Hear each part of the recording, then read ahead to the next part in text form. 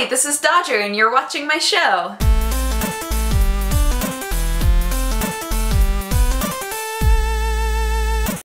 This might wind up being a kind of short episode. I'm honestly not sure. I never have any idea how long these episodes are until I'm like editing it. But it's like middle of the night. I wound up just being at the maker offices all day. And then when I got home, I was like, alright, I'm gonna take a break, eat some food, and oh, it's past midnight, how did that happen? I'm also like right up against my boxes for moving, so no, it's fine. We can do this. Okay, so first thing is if you are somebody who is looking to get an Xbox One or a PS4 on launch day, your options are very quickly dwindling. We know that Amazon has run out of bundles for both. We know that GameStop has run out of PS4s but still has Xbox One. I think that you can still get both at Walmart and Best Buy, but who knows for how long? God, I have to be like so close to the camera to be on that side. Just I'm honestly assuming that we're going to see the PS4 always sell out before the Xbox One because everybody still has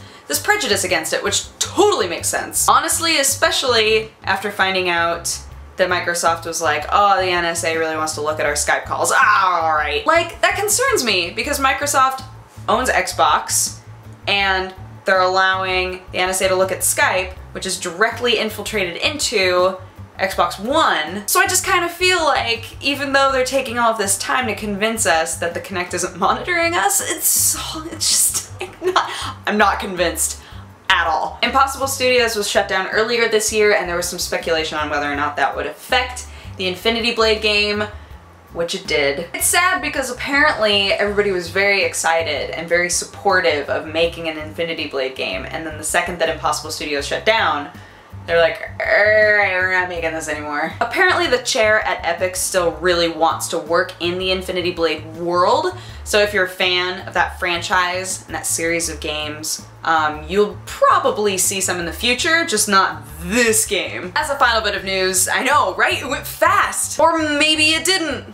I won't know until I edit. Okay, so the GameStick, a lot of you probably supported it on Kickstarter. I thought that it was kind of an interesting idea, but definitely along the same lines as Ouya, and I know that they're competitors. So the GameStick is this small little controller that comes with a USB drive, and the USB drive is actually a console. It's another Android-based thing, so you plug it in and then you're able to play Android games on whatever will accept your USB magic. This is a really cool idea and I like it a lot, and there is a high probability that the problems that the Ouya's controller has probably aren't issues on this controller because it's hard to make a controller that bad. The big thing that's been hurting them is that their release window keeps getting pushed. So like originally they were planning on coming out before the Ouya, and then the Ouya came out and they were like, no! So now they're assuring us that they honestly can't see why it would possibly come out any later than August. They think that August release window is like the perfect sweet spot, but who knows? It's interesting because when you read statements from both companies, from the people that made Ouya